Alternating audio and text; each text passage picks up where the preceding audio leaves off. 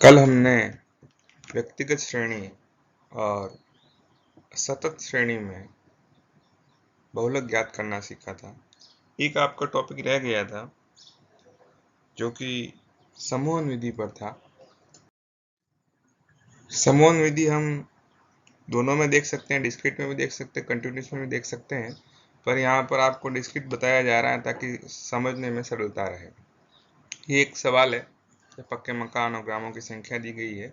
यहाँ पर हम ऑब्जर्वेशन मेथड या अवलोकन विधि से बहुलक ज्ञात नहीं कर सकते हैं, क्योंकि यहाँ पर अगर आप देखेंगे तो जो श्रेणियाँ हैं वह बहुत ही ज़्यादा इरेगुलर है या अनियमित है। इसकी वजह से हम मात्र देखकर पता नहीं लगा सकते कि इसका बहुलक कौन सा है। हालांकि यहाँ पर लग रहा होगा कि 35 इसका बहुलक है, परंतु चूंकि ये सारी श्रेणियाँ अव्यवस्थित है, अनियमित है, इसलिए हम कह नहीं सकते कि 35 ही इसका बहुलक कहलाएगा। इस हेतु हम क्या करते हैं, हम इस प्रकार से एक टेबल बनाते हैं जिसमें क्या करते हैं कि सबसे पहले तो जो आपका क्वेश्चन था उसके वैल्यू लिखते हैं और उसकी आवृत्ति लिखते हैं कॉलम सेकंड में। उसके बाद क्या करना है, आपको जो शुरू की दो आवृत्तियां दी हुई है उसके हिसाब से दो का ग्रुप बनाना है। यहाँ पर 8 और 35 को जोड़ा गया है, फिर 15 और 10 को जोड़ा गया है, फिर 30 और 25 को जोड़ा गया है, 20 और 5 को जोड़ा गया है, और ये 12 आपका छूटेगा, इसको कहीं नहीं जोड़ना है।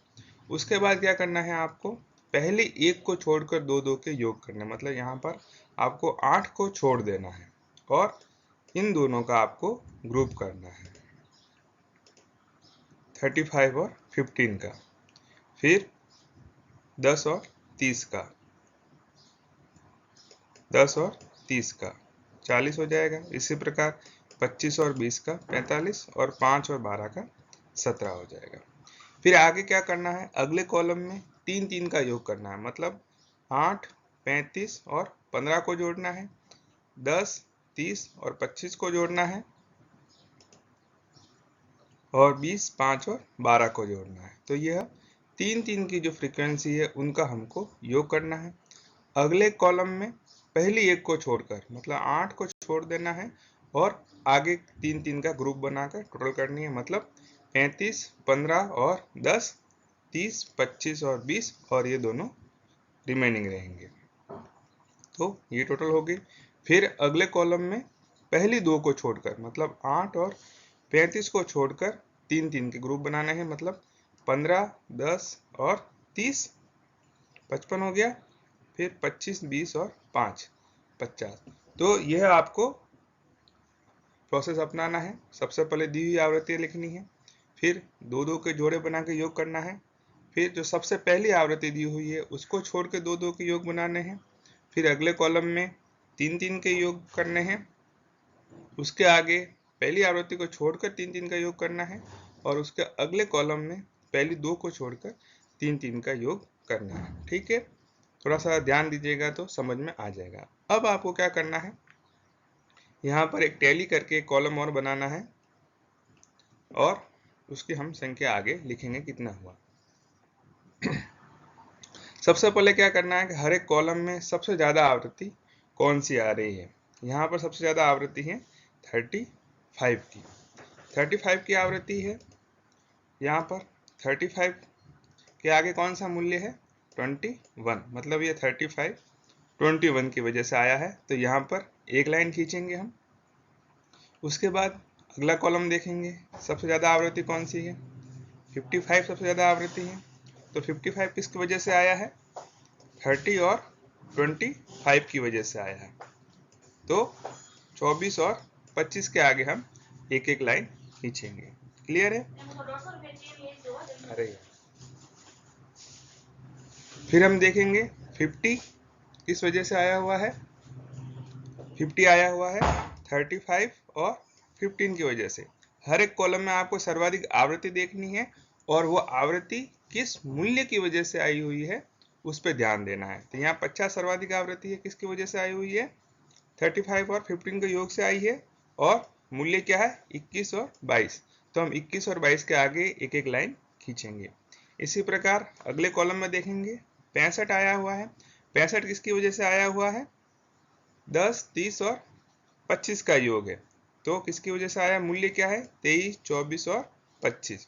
तो 23, 24 और 25 के आगे हम एक एक लाइन और खींचेंगे। इसी प्रकार आगे देखते हैं, सर्वाधिक आवृत्ति कौन सी? 75 है। किस वजह से आई हुई है? 30, 25 और 20 की वजह से। तो हम 24, 25 और 26 के आगे एक एक लाइन खींचेंगे। फिर हम देखते हैं 55 किस वजह से आया हुआ है? 15, 10 और 30 की वजह से। इसके मूल्य है 22, 23 और 24।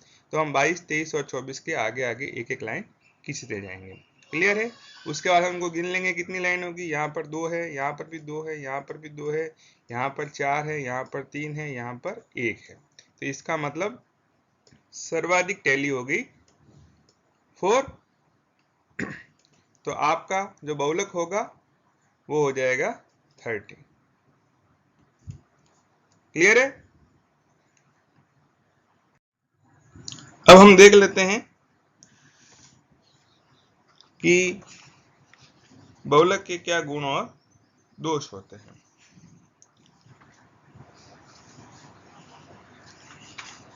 सबसे तो बात है कि इसकी गणना बहुत सरल होती है। जो चरम मूल्य होते हैं, एक्सट्रीम वैल्यूज होती है, उसका इस पर बहुत कम प्रभाव पड़ता है।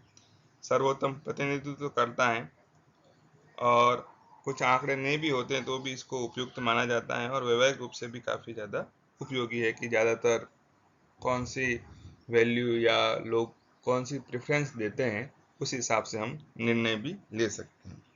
परंतु कुछ दोष भी है, जैसे कि बहुलक हमेशा उसका बीच वाला मिड पॉइंट होना आवश्यक नहीं है, सभी मूल्यों पर आधारित नहीं होता है।